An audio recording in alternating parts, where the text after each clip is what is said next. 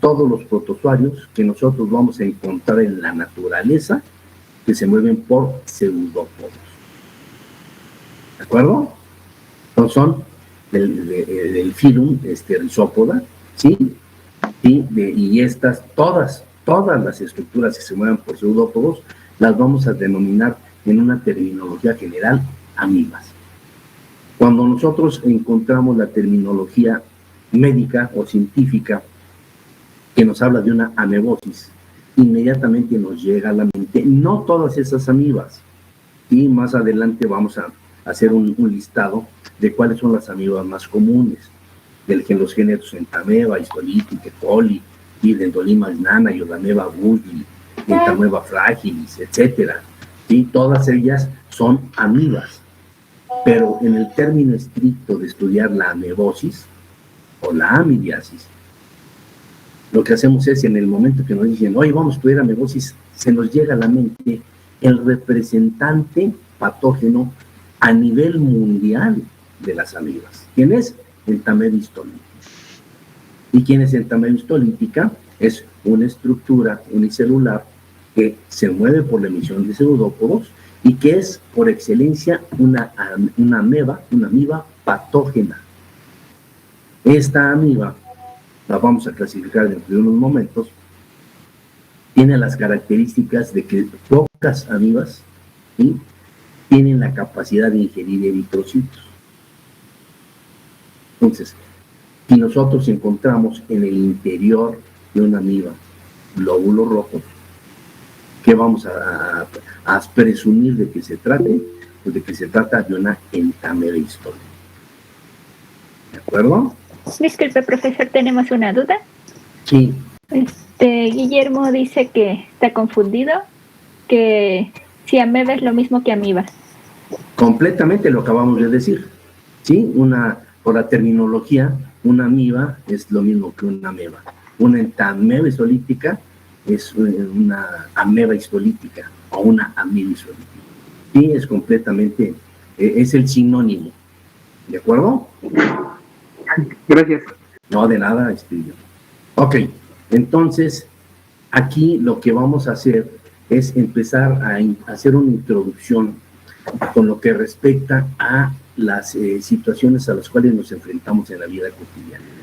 Cuando nosotros hablamos de México, nosotros hablamos, ahorita veremos algunas imágenes, hablamos de que tenemos enfermedades infecciosas autóctonas, ¿sí?, y que tenemos enfermedades infecciosas que han prevalecido durante muchos años, muchas décadas, y que esto es un contexto general en base a las características propias, uno, de la filogenética natural de los mexicanos, y dos, de los sistemas de histocompatibilidad de los mexicanos, tres, usos y costumbres de los mexicanos, cuatro, tipos de alimentación de los mexicanos, y cinco, las condiciones de hacinamiento y dónde podemos generar los ciclos biológicos. Ahorita que veamos los ciclos biológicos, empezaremos a entender todas estas cosas que hemos mencionado. ¿De acuerdo? Muy bien, entonces, estas amibas que son enemigos invisibles son estructuras que no vemos, son microscópicas. Las tenemos que observar al microscopio. ¿Y por qué son enemigos invisibles? Porque pueden destruir fácilmente, romper. ¿Se acuerdan esa balanza que hablamos al principio de las pláticas del semestre? Se rompe ese equilibrio de esa balanza y nos convierte en víctimas de lo que sería una estructura patógena para que pueda destruir al organismo humano. Y lo puede hacer de muchas maneras. ¿Ok? Bien, esta es una caricatura que normalmente yo la expongo cuando es un caricaturista, un tocayo, Abel Quesada, así se llamaba el caricaturista, y que es algo que nosotros tenemos en la entrada de las escaleras del edificio A. Ahí podemos ver, y créanme que no se conocía al individuo, pero la situación caricaturesca pues nos orilla a entender qué es lo que va a suceder cuando nosotros hablamos del fecalismo al aire libre. Cuando nosotros hablamos, ahorita vamos a hablar de vectores, no de transmisores, ¿sí?, que transportan algunas estructuras infecciosas que ya hablamos de ellas la vez pasada. las personas que pueden ser portadores sintomáticos o asintomáticos de los padecimientos transmisibles, de la falta de aseo, de la necesidad de alimentación del mexicano. Y esto que ustedes observan aquí es algo importantísimo. Esta es una de las condiciones más importantes para transmitir la amibiasis o la amebosis. ¿Por qué? Son características propias de la alimentación en México, que ya hablaremos posteriormente de ello. Todo esto nos conlleva a que se conjuntan para llevar a cabo que la transmisibilidad de un padecimiento que va a estar muy arraigado en nuestro país. Si hablamos de amibiasis, vamos a hacer una definición de la amebosis. ¿Qué es la amebosis? Cualquier individuo que expulse hacia la naturaleza, junto con sus heces o con algún material biológico, quistes o estructuras amibianas, se define como una amebosis. Esa es la definición estricta. Sin embargo, ¿sí? Cuando nosotros sabemos, ¿qué es una amibiasis? Es la misma definición, pero con el condicionante que la que produzca sea entameba histólica. ¿De acuerdo? Entonces, ¿qué es una amebosis? Un padecimiento producido por una amiba llamada entameba histólica. El género es entameba y la especie es histolítica, es una palabra compuesta. Histo, tejido, lítica, lisis, que hace una entameba histolítica, lisar tejido, destruir células. ¿Ok? De ahí el nombre de la especie, histolítica. Va a lisar, va a destruir los tejidos. Y dentro de del género, pues vamos a tener una gran cantidad de especies dentro del género entameba. Entameba holly, harmánico, lecky, etcétera, una gran cantidad de especies, pero la más representativa es histolítica. ¿Por qué? Es la patógena por excelencia. ¿De acuerdo? Este es un dibujo, un boceto de Diego Rivera. A Diego Rivera en alguna ocasión le hicieron el encargo de decir, trata de reproducir en imágenes lo que sería una enfermedad parasitaria como la amibiasis en México. Y él, dentro de su contexto general, Diego Rivera, dibuja primero la pobreza, el hacinamiento, la falta de nutrición, el abultamiento de abdomen, ¿sí? Es clarísimo cómo se ve. La debilidad, los rictus de dolor, ¿sí? Y la pérdida de peso. Entonces, él encierra dentro de este boceto unas características propias de que nosotros vivimos en un país donde podemos encontrar muy arraigadamente este padecimiento y donde lo podemos estudiar para tratar de erradicarlo. Si en este momento alguien preguntara qué características tiene la amebosis en México, es un problema de salud pública muy importante. ¿Ok? Aproximadamente se supone que el 33% de la población puede estar contagiado con entameba histolítica. Ojo, hablando de sintomáticos y asintomáticos, porque también ese equilibrio lo podemos controlar. ¿De acuerdo? Muy bien. La OMS, ¿qué nos dice? A nivel mundial, dice que la población infectada en todo el planeta es alrededor del 10%. Y nosotros hablamos que estamos aproximadamente entre 7,000 y 7,500 millones, pues estamos hablando de una gran cantidad, que es el 10%, de 50 millones de individuos que están parasitados con entameba histólica. Y aquí vienen las otras informaciones. 500 millones de infecciones al año, pues se ven manifestadas, ¿por qué? Por ya sean reinfecciones o infecciones que se adquieren en una situación de prima infección. ¿Qué provoca la amebosis? Aproximadamente 70,000 a 100,000 muertes al año por causa del entameba histólica. Entonces, empezamos a ver que ya es un problema de salud pública muy grande. ¿Y qué hay que hacer? Primero, 1, convivir con él.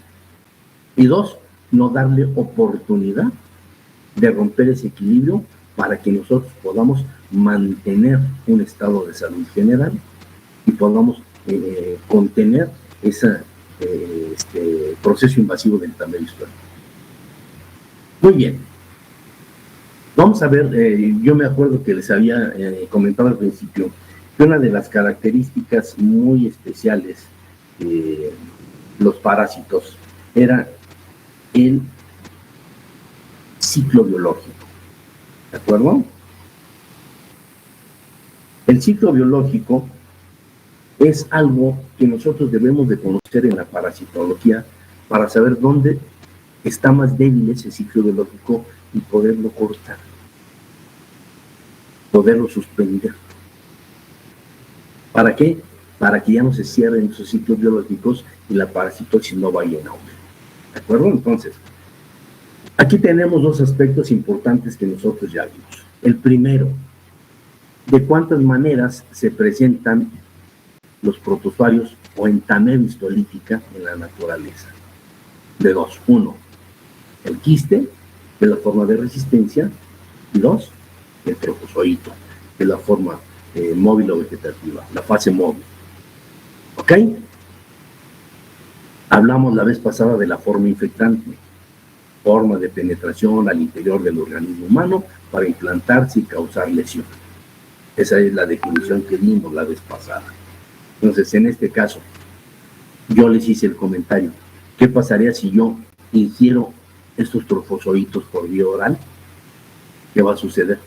Cuando lleguen al estómago, la degradación enzimática, la carga ácida, destruye el trofozoito. Pregunta, ¿será forma infectante el trofozoito para la entamedia histolítica? En el caso de esta amibiasis que vamos a ver ahorita, no. Vamos a ver otras que sí. ¿Sí? En el caso de una amibiasis o amebosis a nivel intestinal, ¿cuál será la forma infectante? El quiste, la estructura de resistencia. ¿Qué va a hacer ese quiste? Pasar por el estómago, que se haga una digestión parcial de la pared quística. ¿Para qué? Para que se activen. Acuérdense lo que dijimos, que era un quiste, una fase de latencia de las estructuras internas del protozoario. Entonces, cuando nosotros ingerimos un quiste, ya sea por ingesta de agua, ingesta de alimentos contaminados, o porque abrimos la boca cuando pasamos por un lugar donde había aire, etcétera, y penetra por vía oral este quiste, pasa por el estómago. Más adelante veremos la importancia que tiene el tubo digestivo para que se preserven las enfermedades parasitarias en el organismo. Si no tuviéramos estómago, las enfermedades parasitarias no proliferarían. No habría quien degradara esas estructuras de resistencia para poder implantarse en el interior del ser humano. Estos quistes, cuando llegan al estómago, esta estructura que normalmente el quiste vamos a ver que tiene 4 núcleos, con un endosoma central, etcétera, se digiere parcialmente. La acidez y la acción enzimática del estómago va a favorecer que esto active esos núcleos. Hace una fisión del material nuclear, ¿qué quiere decir? Se reproduce el núcleo, y cada núcleo va a formar una membrana similar a la que le dio origen al trofozoito. De tal forma que si esa estructura tiene 4 núcleos, al pasar por el estómago sucede todo este proceso. ¿Cuántos trofozoitos, si esto tiene 4 núcleos, cuántos trofozoitos vamos a obtener en la luz intestinal? 8. Si este quiste tuviera 8 núcleos como el del Entamoeba coli, ¿cuántos trofozoitos vamos a tener? 16. ¿Qué quiere decir? Que la capacidad infectante puede ser superior dependiendo de los números de núcleos que esté constituido. ¿Ok? Este ciclo biológico, así tal cual, ¿qué hace? Ya se liberó. Se liberaron los trofozoitos en el intestino. Van viajando por el intestino, como cualquier ciclo biológico de una amiga intestinal. Cuando llegan al colon, ¿qué hace? El colon empieza a compactar la materia fecal. ¿Y qué hace? Se enquistan y se arrojan hacia la naturaleza. Esto sería un ciclo amibiano a nivel intestinal. Ojo, estamos hablando del ciclo del amibo, pero si hablamos de entamedia histolítica, aquí va a empezar. 1, es patógena, y 2, puede ser virulenta, muy virulenta o poco virulenta. Y aquí es donde vamos a bifurcar, que cuando están en el colon, aquí puede haber varias vías. Una, que sean asintomáticos y que se cierre este ciclo de honor, que no haya pasado absolutamente nada. 2, que se implanten en la pared luminal del colon, y a partir de esa pared luminal del colon viajar, ¿sí?, posteriormente a espacios extraintestinales, como sería el hígado, que hablaremos ahorita de esa quimiotaxis que se tiene.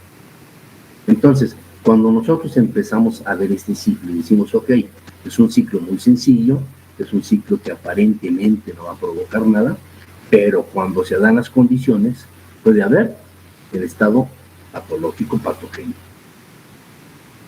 ¿De acuerdo? Entonces, antes de entrar en lo que vamos a revisar, déjenme hacerles un comentario. Esto no es necesario que ustedes lo sepan. Vamos a ver unas imágenes de algunos cortes histológicos. ¿Para qué? Para que entendamos las lesiones en el tracto invertido, para que entendamos cómo se lleva a cabo la colonización del colon, cómo se lleva a cabo la penetración en los diversos tejidos, etc. Ojo, esto vamos a ver algunas características propias. ¿Por qué? Hoy en día la carrera del QFB no es tan versátil como era la carrera del QFB bioquímico microbiólogo. Ese es el título que yo ostento. Pero, ya se los he comentado, pero había disciplinas, ¿sí? Nosotros estudiábamos entomología, estudiábamos patología, estudiábamos histología y estudiábamos una serie de disciplinas que nos relacionaban mucho con la carrera médica. Pero dentro de esa histología y patología nos enseñaban a detectar cortes de tejido. Tendríamos que identificar cuando se trataba de algunos tejidos en particular. Todos son diferentes. Por ponerles un ejemplo, si alguien dijera, oye, a ver, ejemplo, ¿qué es un epitelio plano estratificado queratinizado? Inmediatamente uno respondía, es piel. Y lo veíamos al microscopio y veíamos el epitelio plano estratificado con queratina. Entonces, ahí decíamos, este es un trozo de piel. Obvio, hoy en día ya las clases han diferido mucho, ya no se les da este tipo de disciplinas, pero debemos de aplicarlas ¿para qué? Para lo que vamos a observar hoy. ¿Qué es esto? Lo que estamos observando ahorita, este es un corte sagital de lo que sería la luz intestinal y una fracción del colon. Acuérdense, si yo corto el colon de lo que estoy observando aquí, que aquí, por ejemplo, me dicen, miren, aquí hay heces en la luz intestinal, y hay una capa submucosa, hay el mesenterio. ¿Qué es el mesenterio? Donde se ubican todas las vénulas y arteriolas mesentéricas, las vellosidades, ¿sí? ¿Qué van a hacer las vellosidades? Absorber y pasar hacia el mesenterio, hacia las vénulas mesentéricas, todas esas absorciones de alimentos o todo, inclusive medicamentos, todo lo que esté en la del colon. ¿Para qué? Para que se repartan por el sistema circulatorio. ¿Qué más tenemos? Las famosas placas de Peyer o de equivalentes, que son los nódulos linfáticos. Tenemos una capa serosa muy dura y la capa muscular, que es la más blanda. Ahorita lo veremos en otro poco. Dentro de las vellosidades del intestino se encuentran algo que conocemos nosotros como las criptas de Lieberkühn, o criptas glandulares. ¿Y por qué estamos mencionando esto? Porque esas criptas de Lieberkühn o criptas glandulares van a tener receptores para entamedia histolítica. ¿De acuerdo? Hasta ahí es una imagen. Hacemos un corte. Yo voy a tomar una fracción de esto, hago el corte histológico y ¿qué es lo que observo? Y voy a ver, está el epitelio con la vellosidad. Aquí van a estar encontradas dentro de esas mismas vellosidades las criptas del Lieberkühn o las criptas glandulares. Ya dijimos, es donde se van a ubicar los receptores del tamaño visual. Después viene la capa muscular y la capa submucosa. Hay capa mucosa, etc. Hablemos de la capa muscular, que es la más blandita de todas las capas. ¿De acuerdo? Entonces, este ya es un corte histológico, ya adecuado a lo que vamos a tratar de observar. Están todas las vellosidades. Dentro de esas vellosidades están las criptas glandulares, y después viene la capa submucosa y la capa muscular. Ojo, siempre esta es la más débil, la más blandita. ¿Qué quiere decir?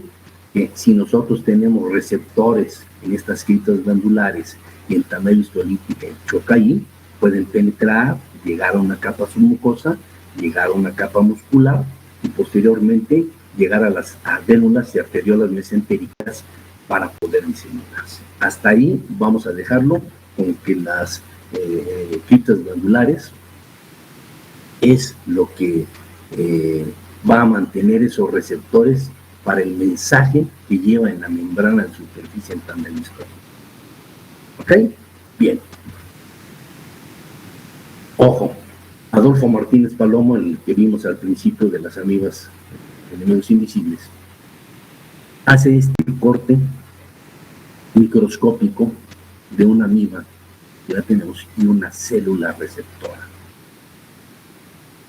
¿Qué habla al respecto? ¿Sí? Esto es un choque entre dos membranas. El beso de la muerte lo denomina Adolfo Martínez Palomo. ¿Por qué? Porque van a destruir una célula. Esta célula tiene en la superficie, ¿qué? Un receptor. ¿Receptor de qué? Acuérdense, cuando nosotros hablamos de receptores y mensajeros, todo hablamos de a nivel molecular, químicamente hablando. Cuando hablamos nosotros ¿te acuerdan de que hablamos de la membrana de las amibas? ¿Qué va a suceder si nosotros tenemos esas adhesinas que están formadas por características propias de la superficie de la membrana celular? Tienen quimiotaxis por algunas células en particular. Esa quimiotaxis de tamaño histolítica va a estar ubicada en las criptas glandulares o las criptas del Lieberkühn. ¿De acuerdo? Entonces, si yo tomo una célula, choco en tamaño histolítica y esa célula tiene receptor, en tamaño histolítica va a adherirse con esa adhesina, con ese mensajero que va a chocar con su receptor. ¿Para qué? Para hacer un ameboporo, que también aquí así se denomina ameboporo. ¿Para qué? Para ingresar al citoplasma de la célula receptora enzimas de degradación, por eso se llama histolítica, y destruyen a la célula. Ese es Adolfo Martínez Palomo, lo denomina en su libro El beso de la muerte. Ahora bien, ¿cómo puedo yo acelerar el proceso? Esto es un cultivo de amibas. Esto es un cultivo de amibas al cual se le adiciona concanavalina A, una lectina. Ojo, ahorita vamos a hablar de las lectinas. ¿Y qué es lo que hacemos con la adición de concanavalina A en ese cultivo de amibas? Lo que hacemos es generar en diversas zonas, sobre todo en las zonas de pseudópodos, la emisión de pseudópodos de las amibas, generar la producción o la activación de una gran cantidad de adhesinas. Y esto, evidentemente, va a acelerar el proceso de adherirse a los receptores de las criptas glandulares. Por eso es que se dice que en México, por eso es que se dice que en México tenemos una característica primordial. ¿Por qué? La base, de donde encontramos lectinas en los granos, una gran cantidad de lectinas en los granos. La base de la alimentación en México es maíz y frijol. Entonces, si nosotros tenemos en la lucha intestinal en tamaño histolítica y le adicionamos lectinas naturales, aceleramos el proceso de producción de las adhesinas. Y esas fácilmente van a chocar, ¿para qué? Para que lleguen a encontrar a su receptor natural. Si hay alguna duda, pues la vamos resolviendo, ¿eh? Ok, ahora bien, nosotros hemos hablado de esas adhesinas, de esas lectinas que ayudan a que nosotros podamos acelerar el proceso de la característica del amido que se choque con el receptor. Esas proteínas, que ya sea que sean secretadas por el trofozoito de la amiba y que también se le consideran esas proteínas factores de virulencia, son proteínas de membrana. Aquí la tenemos, obvio, esto nos sirve para la investigación y para los fines que vamos a perseguir hoy en el curso de parasitología, pues nos sirve nada más de información general. Son la proteína de membrana de 120 kilodaltones, los ameboporos, aquí está mal escrito, es un ameboporo. Hay proteasas que se generan, proteasas de cisteína, que son importantísimas, proteínas ricas en serina, ¿sí? Los complejos heteroliméricos y lo que hablamos, las proteasas de cisteína, que son las famosas adhesinas. ¿De acuerdo? Entonces, todo como esto lo podemos promover, muy sencillo, con lectinas, ¿sí? Con canabalina. Y la lectina de adhesión es la galactosidasa NAC19, que es algo que está muy clasificado dentro de lo que sería la característica de adhesión, ¿sí? Para el tamaño solídico. Ok, ¿cómo lo vamos a manejar nosotros esto para no tener tanta información? Hay proteína de rica en serina, las 220 kilodaltones, etcétera. Todo esto es formación de adhesinas en la superficie de membrana del tamaño. ¿De acuerdo? Que va a buscar a quién? A un receptor. Ese receptor, ya dijimos quién es. Las criptas glandulares o las criptas de Lilo. ¿De acuerdo? Ahora bien, ¿qué es lo que sucede cuando nosotros ya tenemos ese trofozoito en la lucha intestinal? Muy bien. Vamos a hablar un poquito del AMP cíclico. El AMP cíclico, bueno, todo el mundo lo conocemos, ¿sí? El como el fosfato cíclico, que es uno de los mensajeros más importantes dentro de la fisiología y bioquímica del organismo humano. Se forma a partir del ATP, y el AMP cíclico tiene funciones de regulación en el organismo humano en prácticamente todas las células. Ojo, con características de células animales. ¿Ok? Si nosotros hablamos de este AMP cíclico, que podemos encontrar, ustedes métanse a la literatura y encontrarán centenares de funciones del AMP cíclico, ¿sí? Aquí lo que nosotros queremos ahorita entender, ¿sí? Con lo que pasa con el AMP cíclico, ¿sí? Dentro de estas 5 reacciones fisiológicas que nosotros podemos manejar. 1, activa a las enzimas de las células.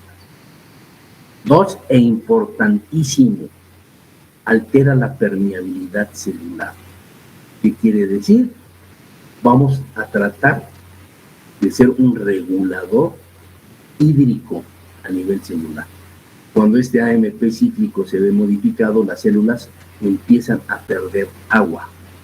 Y esto lo vamos a traducir en que cuando una estructura celular en tamaño histolítica afecta esas células de la pared luminal del colon, pues lo que va a hacer, primero, va a dejar de reabsorber agua el colon. ¿Y esto en qué se va a traducir? En que va a producir heces diarreicas, heces líquidas con una gran cantidad de agua porque no se está reabsorbiendo. ¿De acuerdo? Y también van a ayudar a esas criptas glandulares a acelerar el proceso de secreción que produce una cripta glandular, que produce una glándula. Normalmente, como producto fisiológico, produce moco.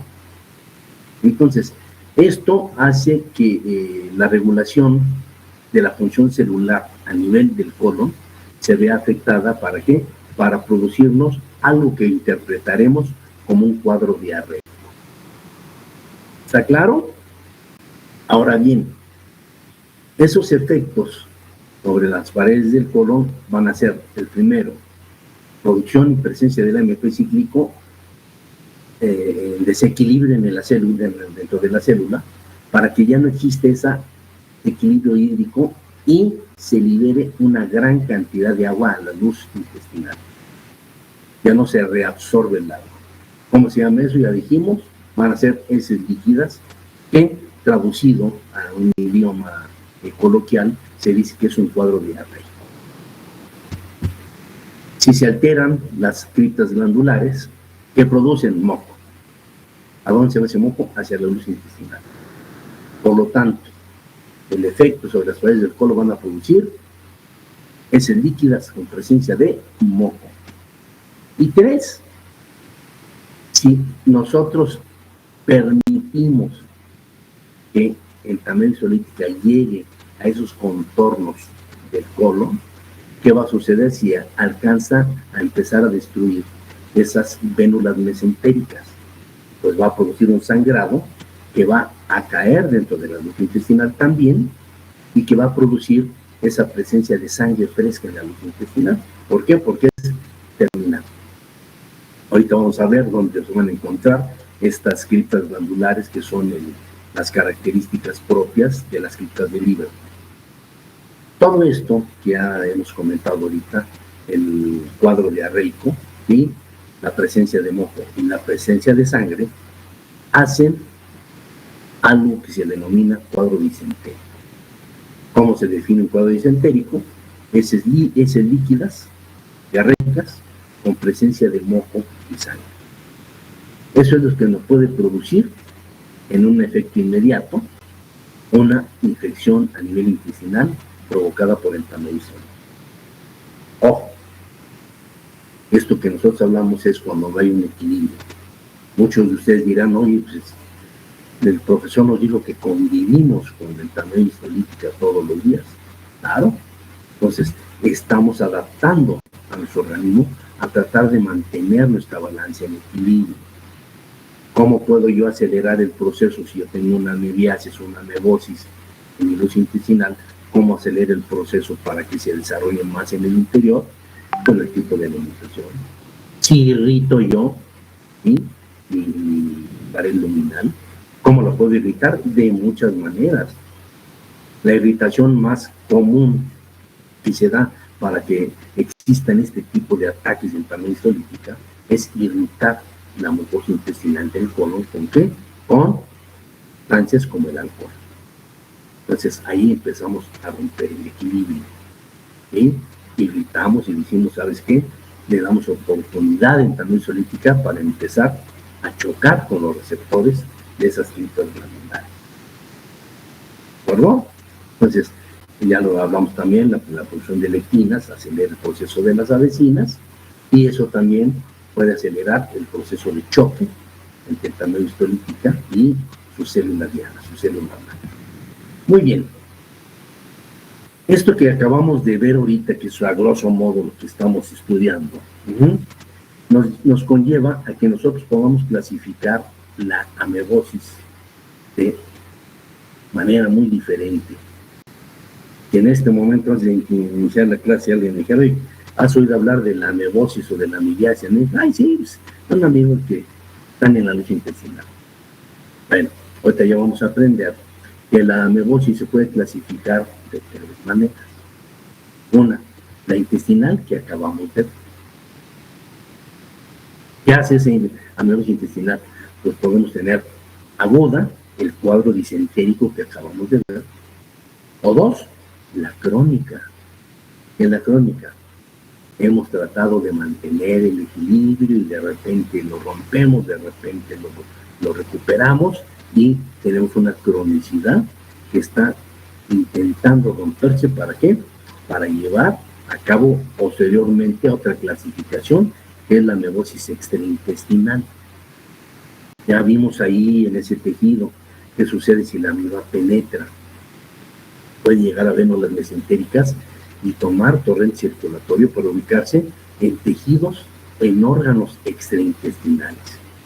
Uno de ellos y de los más socorridos por la quimiotaxis con la medicina es el hígado. Los hepatocitos tienen muchos receptores para esas salicinas lentamente. Ya veremos que hay otros órganos que también pueden ser afectados. Y finalmente hay otra clasificación que es la amebosis. Por tal motivo, por lo que acabamos de ver ahorita, vamos a empezar a ver en qué consiste esa amebosis intestinal, esa amebosis extraintestinal y esa amebosis pulmonar. Entonces, así vamos a empezar a clasificar a nuestra amebosis. Muy bien. 1. La amebosis intestinal aguda, que es el cuadro Vicentelli. Es una imagen que normalmente, si ustedes abren los libros, encontrarán que dicen, es una materia fecal líquida, diarreica, con presencia de moco, con presencia de sangre, y en muchos libros le denominan un aspecto aframbuesado. Si nosotros tomamos con un pipeta Pasteur una muestra de aquí, la ponemos en un portaobjetos, lo vamos al microscopio, ¿qué es lo que vamos a observar? Una gran cantidad de trofosforitos del tamaño. ¿Sí? Si yo no viera trofosforitos del tamaño histolítico, o no viera yo trofosforitos de Valentín y Poli, ¿sí? ¿Qué supondría yo si no veo ese tipo de estructuras amibianas o esos protozoarios? Pues hasta el conocimiento me ha llevado a que en México también se puede producir un códice entérico vacinar por una chiquena. Si no llego yo a observar a las amibas, pudiera sospechar que se trata de una disentería vacilar. Si encuentro los trofosforitos del tamaño histolítica, pues prácticamente estoy ya diagnosticando un padecimiento que está provocando un cuadro disentería. ¿Ok? La amebosis intestinal crónica. ¿Cómo empieza? Aquí la gran mayoría se va a instalar en algunas de estas sintomatologías que se presentan. Ejemplo, periodos alternos de diarrea y constipación. ¿Qué sucede? Pues estamos en el equilibrio ahí para tratar de defendernos. ¿Qué crees? Pues tengo un par de días con diarrea, ya se me quitó. ¿Y qué crees? Pues de repente ya me dio constipación. Y a la semana, hoy me volvió a dar un cuadro diarreico. Leve, pero diarreico. Y ya me volví a constipar. Entonces, ese es un síntoma inequívoco de una amebosis intestinal crónica. Y después, como en tamaño histolítica tiene sus receptores en el colon, sobre todo colon terminal, ¿sí? Sigmoides y rectosigmoides. Paréntesis, en sigmoides y rectosigmoides hay sensores mecánicos. Cuando una persona tiene su intestino completamente lleno, el colon, el movimiento peristáltico empuja las heces contra sigmoides y rectosigmoides. Se activan esos sensores mecánicos y mandan un mensaje al cerebro para decir, hay que evacuar el intestino. ¿Cómo se llama eso? Tenesmo. El tenesmo es ganas de evacuar, ganas de ir al baño. ¿Cómo se alivia el tenesmo? Como cualquiera que hemos padecido el tenesmo, se alivia pujando. Ahora bien, si el intestino está vacío, pero por procesos de infección por entamedia histolítica hay inflamación de sigmoides y rectosigmoides, se manda la misma señal. ¿Y qué se dice? Hay que evacuar. Aunque no haya nada, se produce el tenesmo. ¿Y cómo se alivia? Con pujo. Aunque no se evacúe, entonces produce pujo y tenesmo. Síntoma inequívoco de una amebosis intestinal crónica. Esto que estamos observando ahorita es un rectosigmoidoscopio. Se introduce rectalmente algo que ilumina la pared luminal del colon y vemos lesiones ya, los famosos amebomas. Ya a nivel de histología, veremos ahorita lo que es una lesión en matraz invertido o botón de camisa. Pero esto es lo que comúnmente encontraremos en una amebosis intestinal crónica. Disculpe, profesor, ¿tenemos otra duda? Sí. Pamela pregunta que si los pacientes asintomáticos con amebosis intestinal pueden llegar a ser sintomáticos.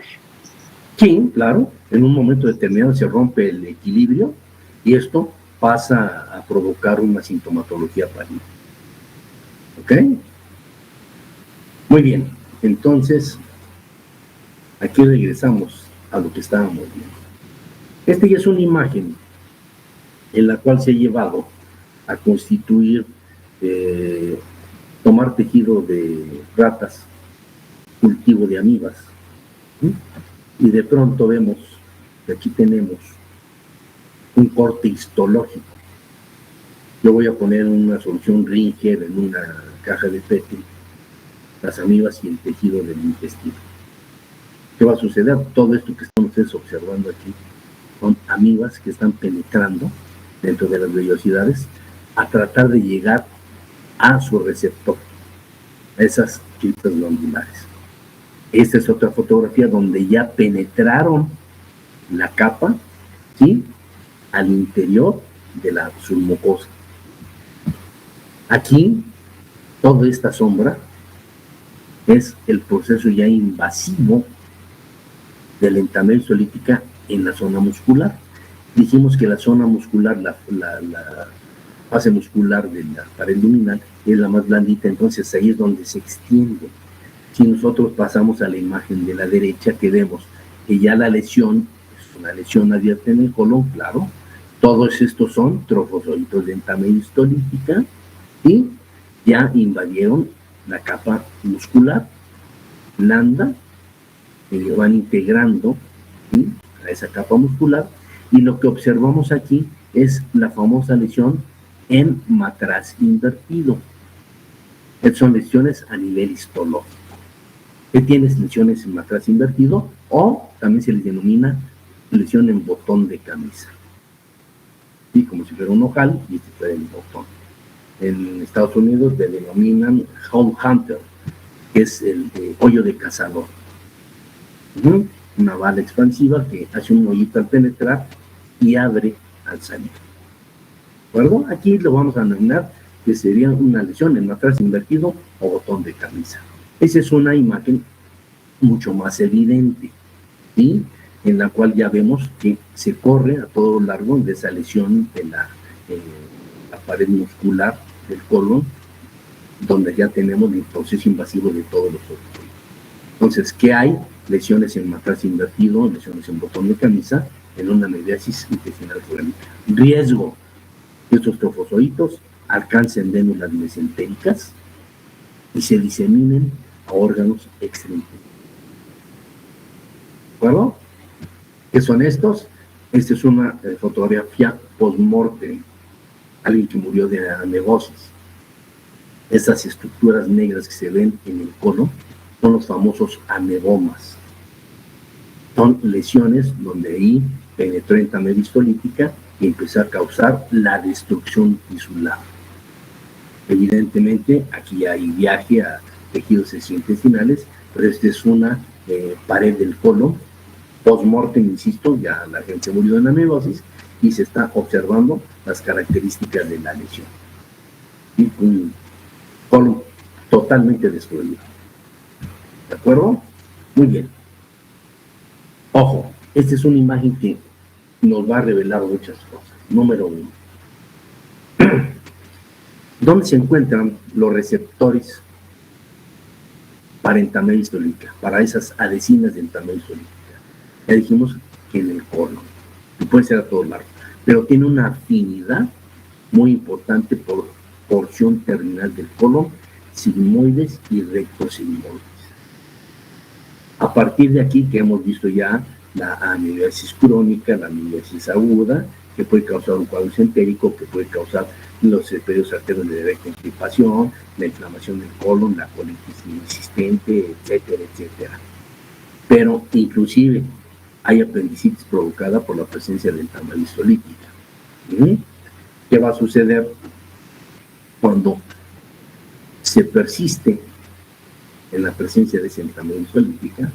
Pues viene posteriormente el proceso invasivo, que puede darse, número uno, por la perforación del colon, ya lo vimos, esos amelomas, llegar a las vénulas mesentéricas, provocar los cuadros hemorrágicos con el respectivo cuadro disentérico, o en su defecto, empezar a diseminarse a tejidos extraintestinales.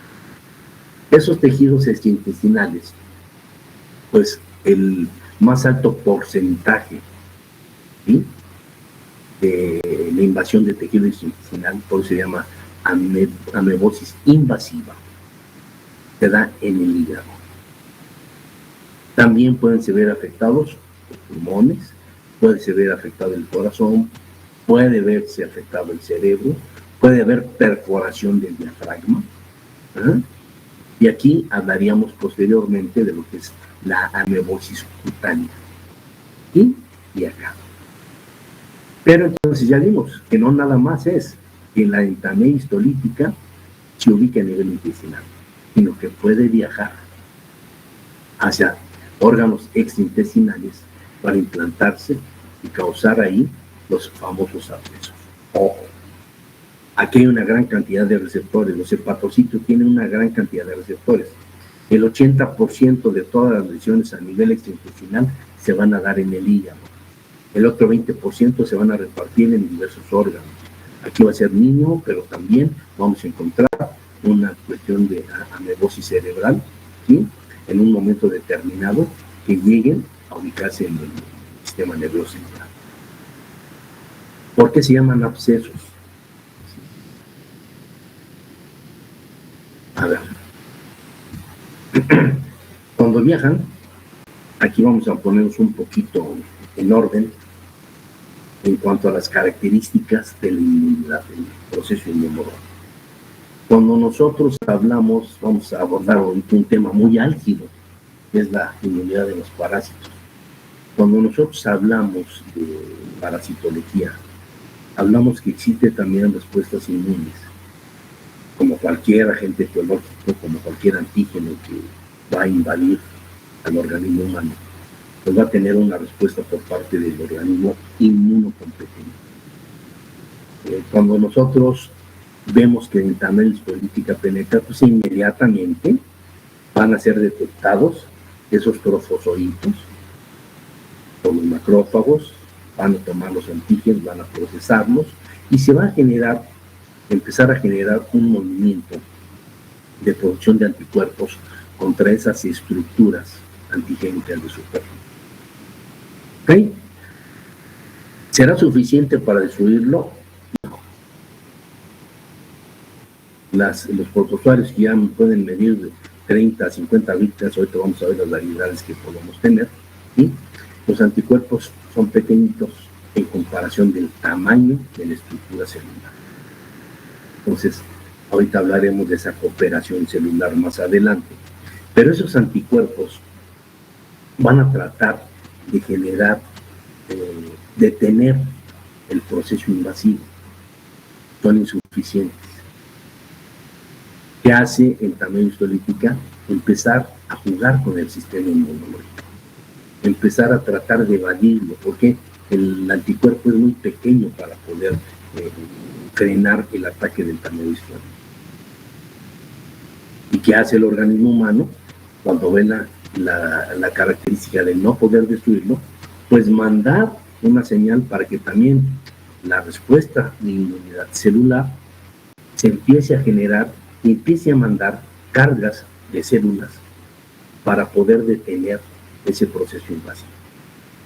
Entonces, en ese momento, la destrucción de los órganos, el infiltrado celular, la producción de anticuerpos, van a englobar en determinadas zonas de los órganos y los procesos, como hay infiltrado celular, empiezan a denominarse abscesos. Es un absceso, infiltrado celular, el proceso inflamatorio, el proceso de destrucción tisular, el incremento de la reproducción de entamedia histolítica aunque los anticuerpos sean insuficientes. ¿De acuerdo? Entonces, a esto se le conoce como absceso amibiano. Y ese absceso amibiano pues, lo podemos encontrar en diversos órganos internos del cuerpo humano. Ahora bien, ese proceso invasivo se da porque hay dos efectos. Uno, el efecto fisiológico enzimático de adhesinas, de receptores, etcétera, aunado a ¿qué? Al efecto mecánico. El efecto mecánico también es la densidad con que los pseudópodos pueden penetrar en el tejido, pueden estar destruyendo por medio de enzimas, etcétera. Se supone que las enzimas más agresivas para alisar tejido en todo el mundo se supone que son producidas por entamal histolítica. Entonces, aunado a eso, hay algunas variedades que se denominan variedades gigánticas. Y esa variedad gigántica tiene la capacidad para invadir el tejido, para llegar a órganos intestinales, y a esto se le denomina entamal histolítico. Puede existir una variedad diminuta que morfológicamente sea igual, pero no tiene ese poder invasivo. Se le denomina Entammema harmani, que son ya dos especies diferentes. ¿De acuerdo? Entonces nosotros manejamos a Entammema histolítica, que tiene esa capacidad de poder invadir tejidos. Ahora bien, cuando se produce este proceso invasivo en el organismo humano, pues vamos a encontrar nosotros que se empiezan a producir anticuerpos. Y aquí vamos a ver dos aspectos. El primero, miren, a veces yo lo comento mucho. ¿Qué sucede si yo veo morfología diferente? ¿Qué pasa si esta es la misma morfología que pero este está grandote y este está pequeñito? ¿Los puedo confundir por el tamaño? Ya no. Es como hablar una persona chaparrita y una persona alta. Los dos van a tener 2 orejas, 2 ojos, 5 dedos en cada mano y 2 piernas, etcétera, pero uno va a medir 1,90 o 2,20, que es basquetbolista, y a lo mejor el otro mide 1 metro que trabaja en un circo. Pero los dos tienen la misma morfología, aunque son diferentes. ¿Bueno? Y viene otra situación. Si nosotros en este momento nos transformáramos en amibas y estuviéramos en el interior del organismo humano, en el hígado, por decir algo, el cuerpo humano va a tratar de destruirnos. Nosotros, si somos amibas, ¿qué pensaríamos del cuerpo humano? Ah, ya nos quieren destruir, nos quiere matar el cuerpo humano. El cuerpo humano es malo. ¿Qué hay que hacer? Evadir la respuesta inmune. Tratar de defendernos de eso que nos están mandando. De esos policías que nos van a tratar de destruir, inclusive a degradar. Entonces, ¿qué hay que hacer? Evadirlos. Y nosotros nos ponemos del otro lado, nuestro cuerpo pues, nos va a ayudar aquí a conservar nuestra salud. ¿Quiénes son los malos? ¿Las amibas o el ser humano? Pues dependiendo. Para las amibas el ser humano es el malo. Para el ser humano las amibas son los malos. Los dos vamos a tratar de defender. 1, para eliminar el proceso invasivo del ser humano, y 2, la amiba para preservar su presencia en el interior de una fase parásita. Entonces, aquí se empiezan a detectar una gran cantidad de mecanismos de evasión inmune. Los iremos mencionando conforme los parásitos los vayan utilizando. El primero, ¿se producen anticuerpos en un proceso invasivo? Sí, claro. Aquí están. Esos anticuerpos empiezan a producirse para tratar de frenar esas estructuras.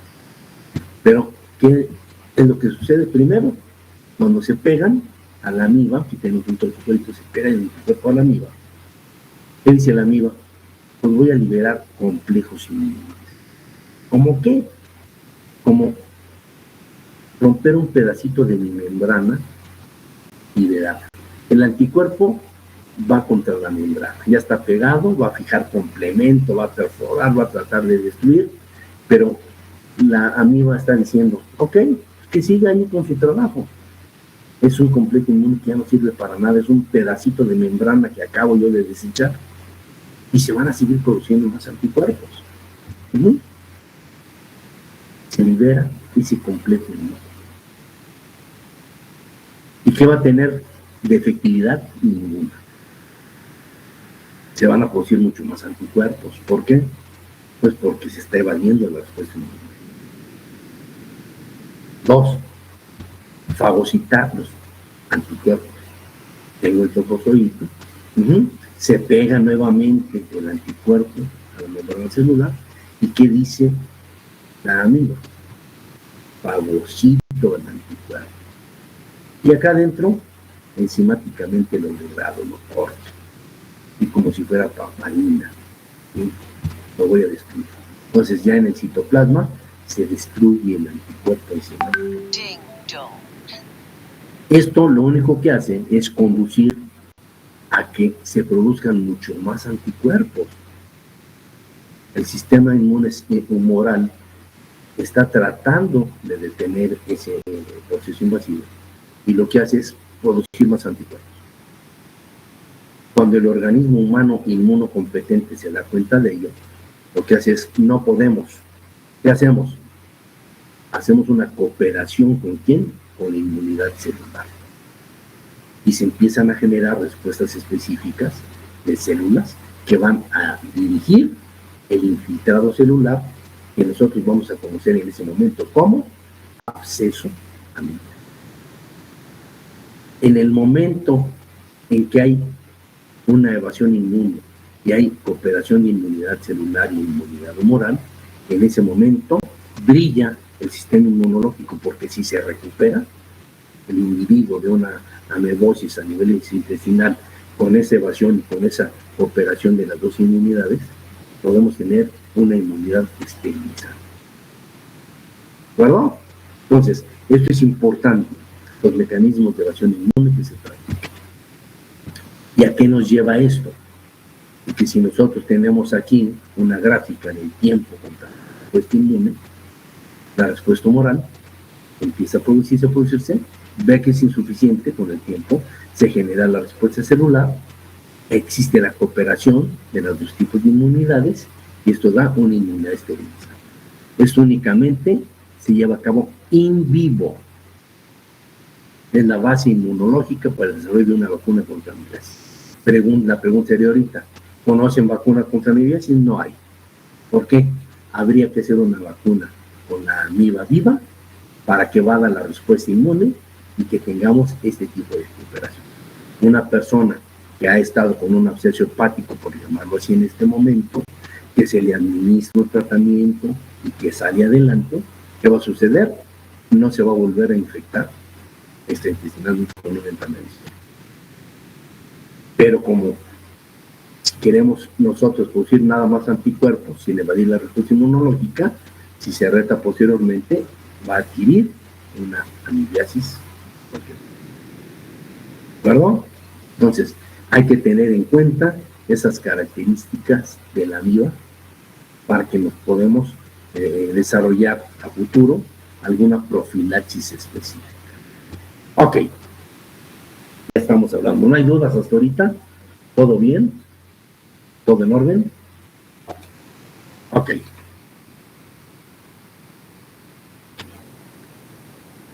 Muy bien. ¿Qué son los abscesos amibianos extraintestinales? Bueno, ya lo dijimos, que es implante, el trofozoito, el órgano blanco, en este caso vamos a hablar de hígado, que es uno de los órganos que tiene más receptores para las saliciones de la política, que se presente la respuesta inmunológica y por medio de los anticuerpos, que se evada la respuesta humoral por parte del trofozoito, ya lo comentamos. No es suficiente la respuesta humoral para detener el proceso invasivo. Se encapsula los protozoarios in situ. Se arma la cooperación de la inmunidad celular, se hace el infiltrado celular y se destruye el tejido del órgano que está siendo afectado. ¿Cómo se llama todo esto? Absceso amiliano sintético.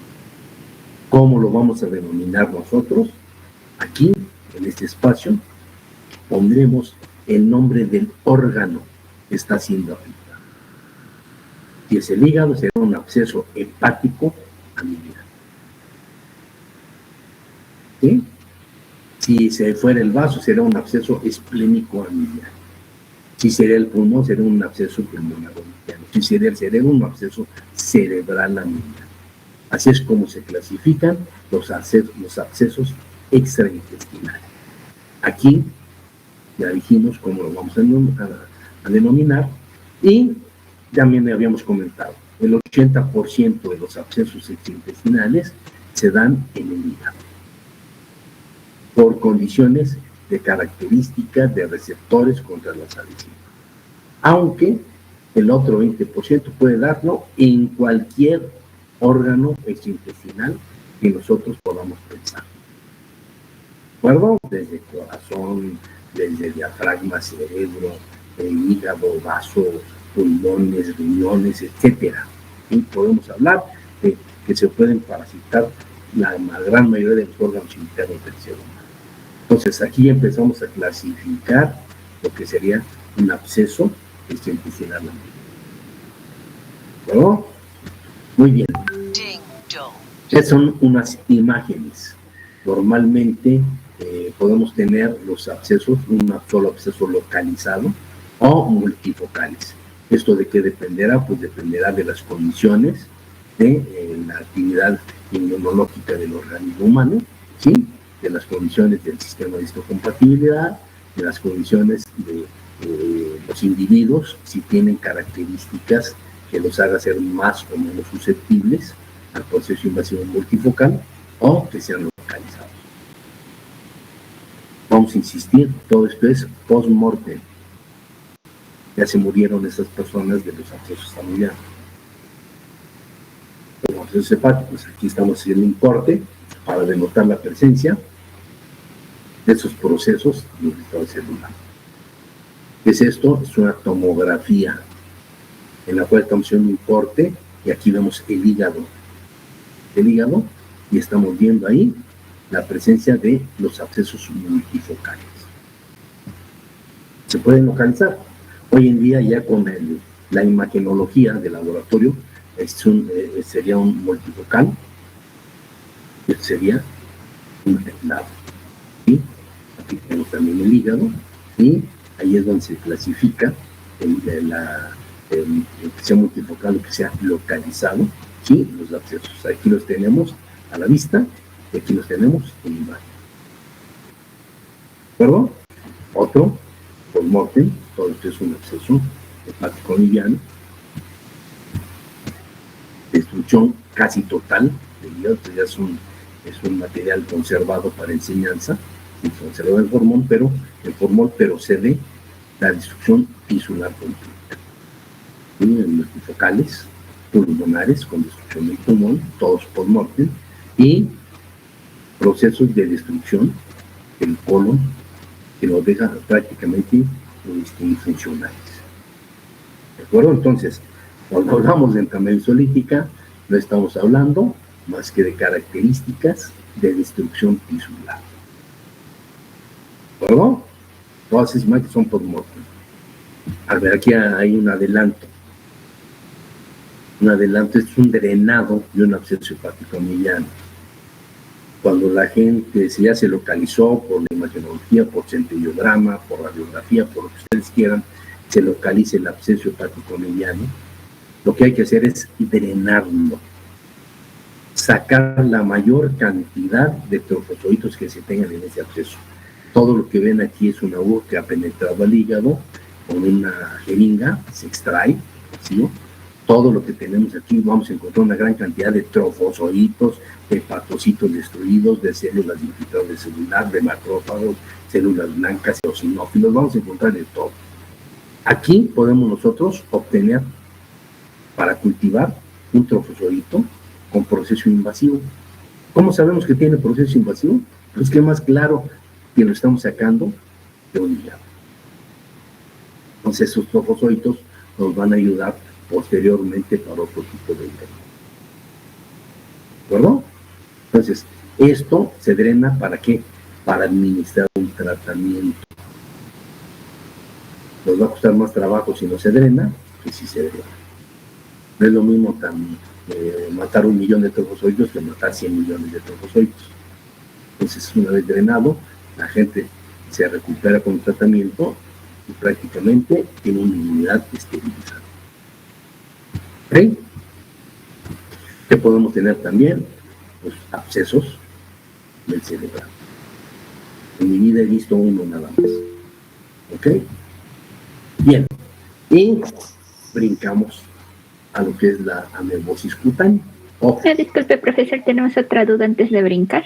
A ver, antes de que brinquemos. De Guillermo, que pregunta que si el drenado que se hace solo con una jeringa común y posteriormente cómo se desecha lo que ya sacó del acceso. Obviamente ahorita lo vamos a ver aquí más adelante. Sí, se hace con una jeringa común y corriente. ¿De acuerdo? Flor Cristina, levantó la mano. ¿Y Flor? Sí, yo lo había escrito, pero bueno, de una vez se le digo. En el caso de las personas que ya presentan un absceso y se les aplica tratamiento, sí se pueden curar, ¿no? O sea, es muerte. Y en el caso de los multiabscesos, multifocales, igual ahí sí se podría o ya. Sí, desde luego. Aunque son condicionantes muy especiales, a veces cuando son multifocales, estamos hablando que hay ciertos factores de predisposición, ¿eh? Ahorita vamos a ver un poquito, sobre todo ahorita que hablemos de la amebosis cutánea, vamos a hablar de esos factores de predisposición y de esas características que pueden afectar al proceso invasivo de enfermedad histolítica. Normalmente lo que podemos hacer es frenarlo, pero cuando hay factores, hablamos a veces de personas diabéticas, de personas con inmunodeficiencias, de personas que tienen predisposición a la infección o que tienen muy elevados los receptores en el hígado, hablamos de multifocales, ¿sí? Pero si se detectan a tiempo, evidentemente los tratamientos son súper efectivos. Más adelante hablaremos ya de lo que es la resistencia a los antiparasitarios y el descubrimiento de nuevos antiparasitarios, pero hasta el día de hoy tenemos el metronidazol que originalmente, voy a poner la imagen para que lo veámoslo. Originalmente la gente, cuando se le hacía esto, originalmente se morían por infecciones secundarias, ¿sí? Por anaerobios. Ojo, viene el advenimiento del metronidazol, un derivado imidazólico, ya hablaremos después de él, y que es un amebicida impresionante. Es uno de los mejores amebicidas que hay, el metronidazol, y tiene cerca de 15, 20 derivados. Ya hablaremos al final de esto, ¿no? Pero, ojo, ¿por qué se hizo tan famoso el metronidazol? ¿Por qué? Porque además de ser un antiparasitario súper efectivo contra la enfermedad histolítica y otros protozoarios, es un antibiótico contra bacterias anaerobias, que es lo que provocaban la muerte por infecciones secundarias en estos individuos. Entonces, cuando viene el advenimiento del metronidazol, sorpresa, aparte de matar a las amibas, es un antibiótico para inhibir a las bacterias anaerobias. Y la gente se recupera rápido. La idea es hacer el diagnóstico precoz, no llegar a lo que estamos observando ahí, de ver ya las lesiones que ya son post-mortem. ¿De acuerdo? Gracias, profe. De nada. También complementando yo un poquito la respuesta Flor, que preguntaste si el hígado se puede regenerar. Es que depende, porque hay de abscesos a abscesos. Dependiendo del área afectada, se puede regenerar o se genera el tejido fibroso. Sí, bueno, gracias. allá hablaremos ya más adelante de tipo de ya no es de inmunidad, no es una respuesta que ya te da, pero en algunos parásitos se puede sustituir tejido normal por tejido fibroso, pero en su momento ya lo lo detallaremos, ¿ok? Pero que el hígado se regenera, claro que sí. Es uno de los órganos que tiene la facilidad de regeneración, ¿ok? Muy bien. Gracias. Entonces brincamos, ya vimos la amiloidosis intestinal, la brodicrónica, ahora brincamos a la amiloidosis cutánea. Ok, vamos a regresar. Y ahorita vamos a ver eso. Ok. Originalmente, la amiloidosis cutánea se presentaba en el abdomen derecho. ¿Por qué? La continuidad y la cercanía que se tiene del hígado con la pared y del hemiabdomen hacía que los trofozoitos viajaran a este hemiabdomen, ¿de acuerdo? Rompieran, hicieran una solución de continuidad y daban lesión en el hemiabdomen derecho. Y teníamos lesiones cutáneas y cercanas al hígado. Posteriormente empezaron a aparecer las lesiones a nivel, ¿sí?, de colon terminal, y posteriormente las lesiones a nivel de rectales y de espacios alrededor de la porción terminal del colon. Esto, ahorita que lo platiquemos, es algo que originalmente se daba en el abdomen y posteriormente se empezó a dar en toda la cercanía de la porción rectal. Las características que ahorita mencionaremos se van a dar por la presencia de entamelosis histolítica. Aquí estaríamos hablando de que podría haber una amiloidosis cutánea si no se controlara. Claro, nosotros estamos rompiendo esa solución de continuidad. Aquí es donde estaría ubicado, y no traigo unas imágenes en mi celular de una lesión en el abdomen, pero pues me voy a tardar en contarles, a ver si para la próxima las bajo y ya se las presento. Entonces, número 1, la invasión del hemiabdomen es el resultado de un absceso hepático perforante. Hablamos del hígado hacia la pared del hemiabdomen. Después se hace una amebosis cutánea extensa en el hemiabdomen. Posteriormente encontramos las amebiosis perianales, las que estábamos comentando, o perineales, ¿sí?, en el perineo. Y en las últimas 2 décadas se ha incrementado mucho la amebosis de genitales externos en varones, y por las situaciones que vamos a comentar ahorita del homosexualismo, que cuando no están protegidos para tener este tipo de relaciones, cuando se deposita semen en la luz del colon, ¿sí?, este semen tiene prostaglandinas que se absorben e inhiben localmente la respuesta inmunológica. Posteriormente podemos encontrar lesiones en genital externo, pene del hombre, y que podemos nosotros encontrar una fuente de tejido extremadamente poroso, extremadamente blando, para que el entamelosis histolítica desarrolle una gran cantidad de lesión, destruya tejido y en menos de 48 horas degenerar y destruir el tejido completamente. Entonces, cuando hablamos nosotros de amebosis cutánea, ojo, y aquí estamos hablando de que originalmente era en el hemiabdomen, o era perianal y perineal.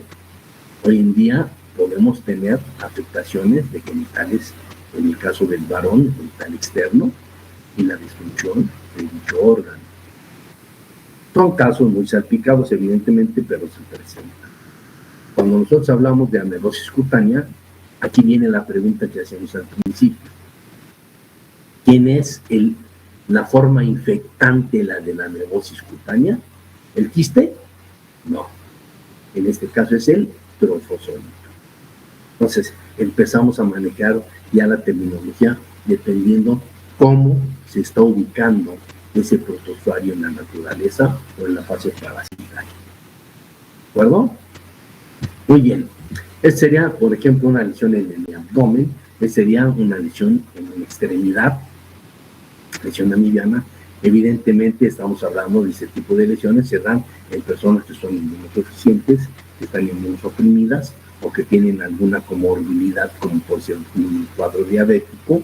En este caso, pues es el proceso invasivo, ¿sí?, a partir del hígado al abdomen. Por el otro lado, tenemos las lesiones también con comorbilidades, las cuales no detienen el proceso invasivo de la política.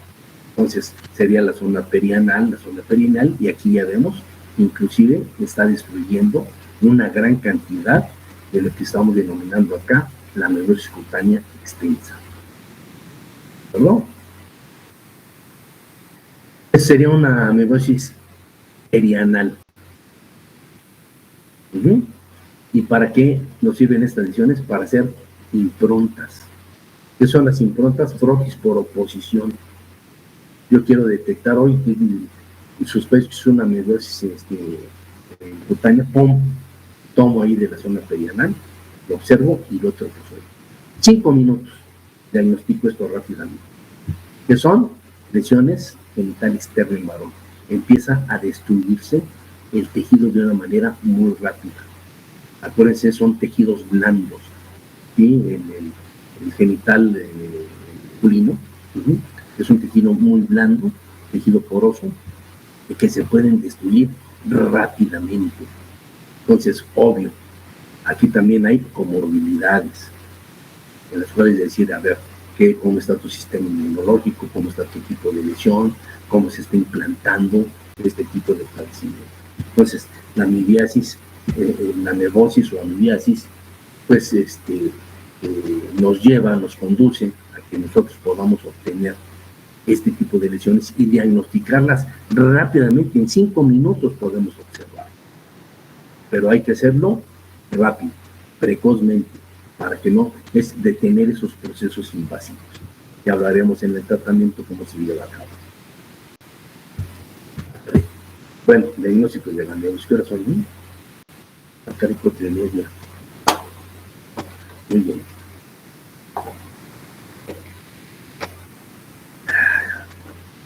Ya nos empieza a fallar la voz, vamos a ver. Ok, ¿dudas hasta ahorita? No. No, profesor. No. A ver. Vamos a ver.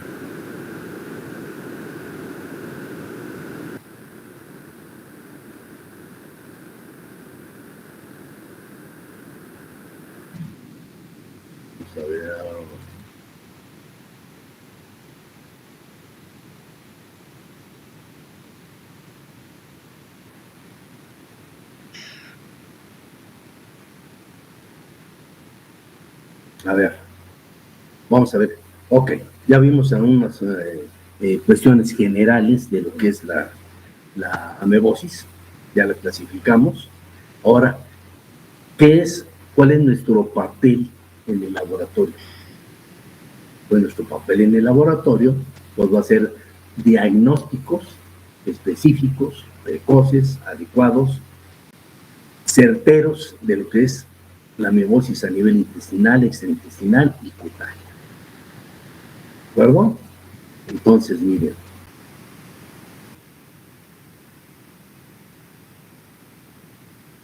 Voy a apuntar un montón.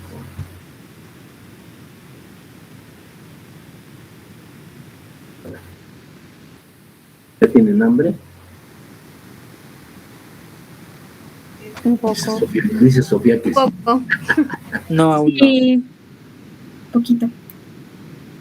Lo que pasa es que a mí ya me empieza a fallar la gargantita.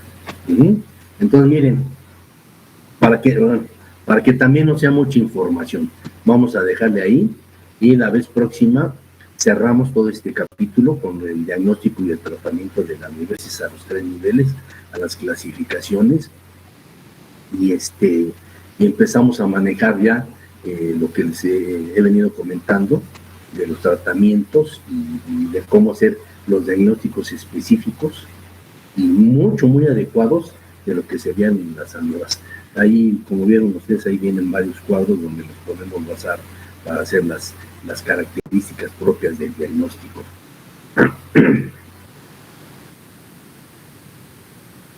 Sí, Guillermo, las fotos son cuando se dice post-mortem, ¿sí? Es cuando ya han fallecido del padecimiento y se utilizan básicamente las imágenes con fines didácticos o con fines de información. ¿De acuerdo? Gracias. De nada, Guillermo. Muy bien, preguntas hasta ahorita. Y sobre todo, ¿saben qué? Para no llenarlo mucho de información. Yo que sé que es mucha información la que a veces se da. No es tan difícil de entenderlo, pero sí es a veces mucha información. No lo podemos almacenar tan rápidamente y procesarla tan rápidamente como quisiéramos. Así que mejor continuamos la vez próxima y cerramos el tema la vez próxima, ya para que también no tengamos el proceso de cansancio. A veces yo he dicho muchas veces que tener más de 2 horas de una clase a veces sí nos conduce a un cansancio, a un agotamiento mental, y a veces no podemos absorber el conocimiento. ¿De acuerdo? Por el día de hoy pues le vamos a detener ahí. Vamos a comer rico, que sigan pasando todavía bonito su día, un buen inicio de semana, y vamos a disfrutarlo, a ver cómo nos llegamos a la semana que son fiestas patrias. ¿De acuerdo? Gracias, profe. Gracias. Cuídense mucho y que tengan una bonita tarde. Gracias igualmente. Hasta Gracias, luego. Profesor, igualmente. Hasta luego. Gracias, profesor. Profesor. Profesor. No se fue.